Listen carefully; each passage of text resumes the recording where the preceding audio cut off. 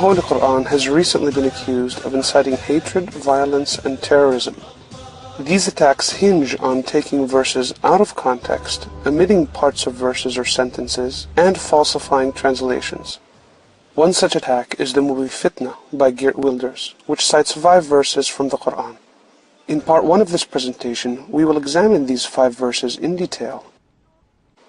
The first deception of Fitna is that Surah 8 verse 60 says to commit terrorist acts on civilians.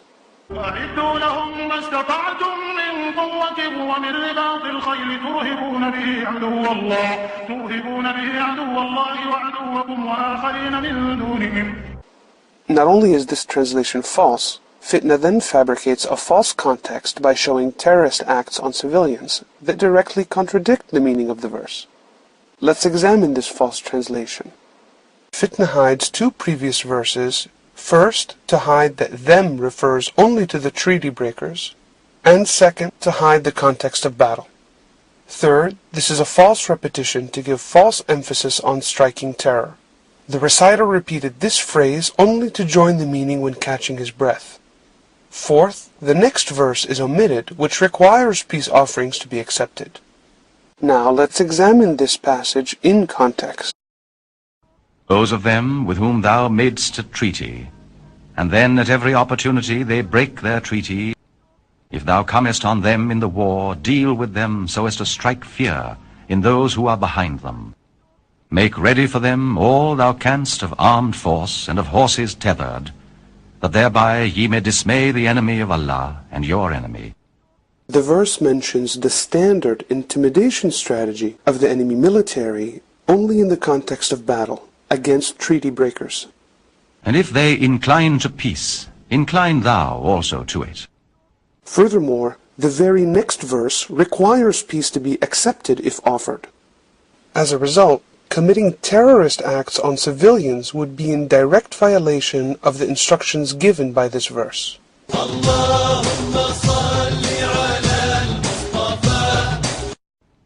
The second deception of Fitna is that Surah 4 verse 56 says to make disbelievers suffer in this life.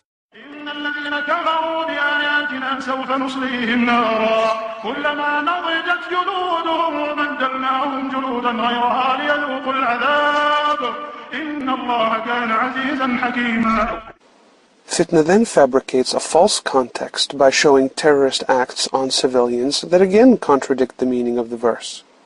First, it's obvious that we refers to God. Second, the next verse is omitted, which gives glad tidings to those who believe.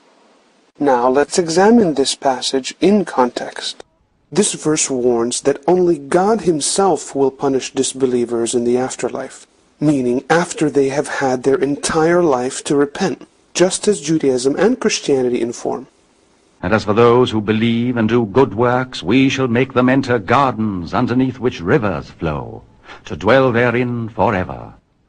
And as with every warning in the Qur'an, it's followed immediately by good tidings to righteous people, and not the somber impression resulting from hiding the next verse.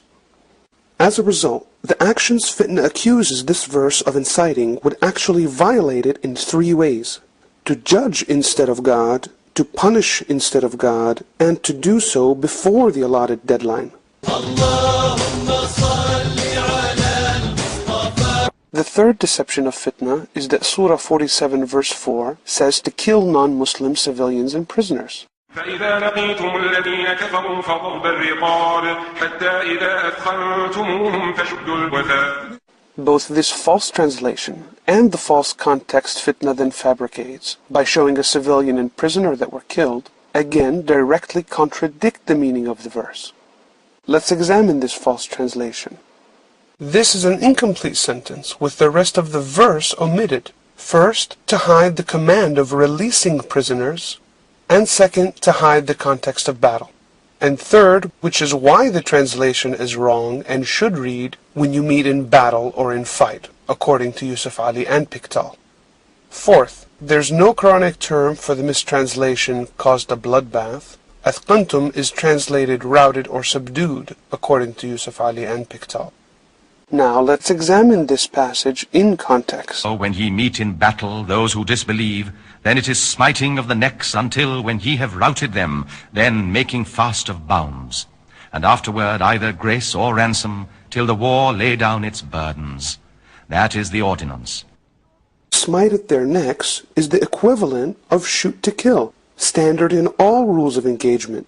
This verse permits killing of only enemy combatants only during battle. Furthermore, the omitted part of the verse requires the release of prisoners mercifully or for reparation. As a result, killing civilians and prisoners is actually in direct violation of this verse.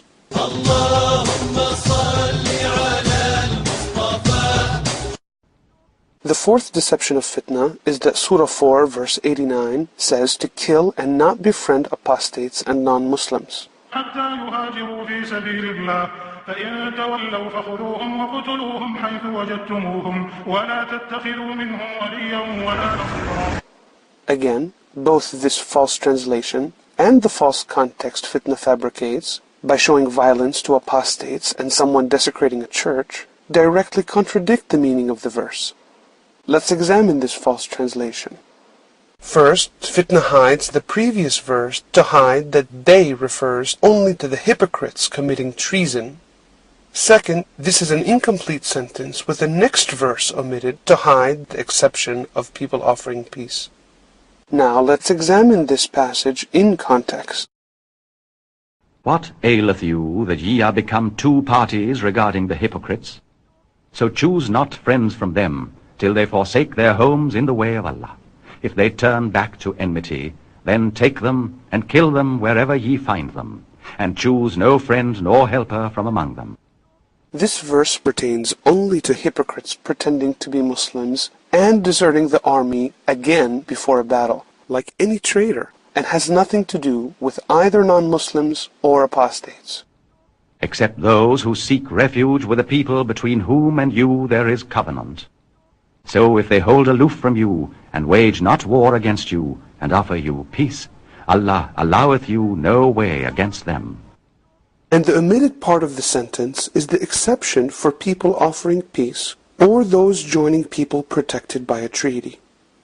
As a result, not only is this verse innocent of inciting hatred and violence to non-Muslims, again, such actions would actually be in violation of this same verse.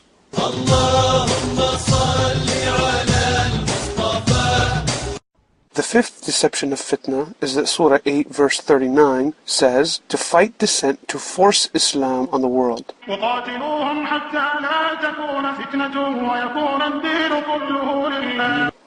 Both this false translation and the false context fitna then fabricates by showing inflammatory speeches again directly contradict the meaning of the verse. Let's examine this false translation. Fitna hides the previous verse, first to hide that them refers only to the persecutors, and second to hide that they are forgiven if they cease persecution.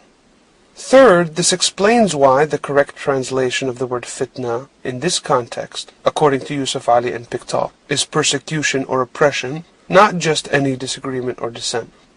Fourth, this phrase is translated incorrectly, and this is because the rest of the verse is omitted, as we will see.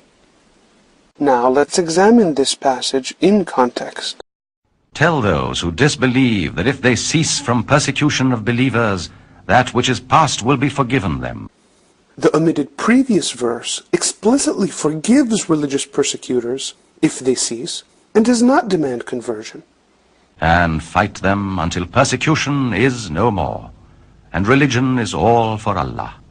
That if they cease, then lo, Allah is seer of what they do.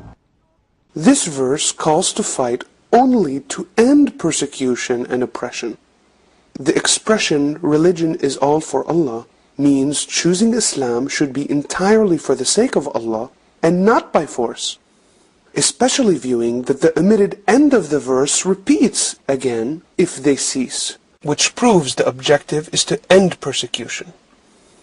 As a result, quite the opposite of oppressing people to accept Islam, this verse commands to fight, if needed, to liberate people from religious persecution or oppression.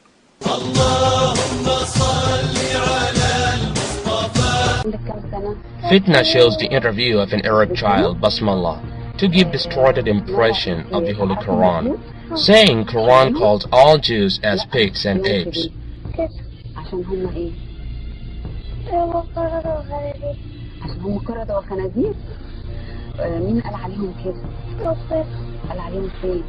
Let's examine this fact in the context of the Holy Quran. Quran speaks about Sabbath lawbreakers in Surah Al-Araf, Surah 7 and verses 163 to 166. Ask them concerning the town standing close by the sea. Behold, they transgressed in the matter of the Sabbath. For on the day of their Sabbath their fish did come to them, openly, holding up their heads. But on the day they had no Sabbath, they came not. Thus did we make a trial of them, for they were given to transgression. When some of them said, Why do ye preach to a people whom Allah will destroy or visit with a terrible punishment? Said the preachers, To discharge our duty to your Lord, and perchance they may fear him. When they disregarded the warnings that had been given to them, we rescued those who forbade evil, but we visited the wrongdoers with a grievous punishment, because they were given to transgression. When in their insolence they transgressed all prohibitions, we said to them, Be ye apes, despised and rejected. The punishment for breach of the Sabbath under the Mosaic law was death, as the Bible speaks in Exodus chapter 31 and verse 14. Every one that defileth it, the Sabbath, shall surely be put to death, for whosoever doeth any work therein, that soul shall be cut off from among his people. There must have been a Jewish tradition about a whole fishing community in a seaside town, which persisted in breaking the Sabbath and were turned into apes. In conclusion, not only are these 5 verses innocent of inciting the accused acts of violence, such acts are in direct violation of those very same verses. Any person violating the Qur'an cannot be used to condemn Islam. Geert Wilders has thus proven that attacking any verse of the Qur'an requires systematically providing false translations, falsifying context, and committing grave and unfaithful omissions. This puts into serious question the morality, integrity, or intelligence of anyone claiming the Qur'an incites hatred, violence, or terrorism.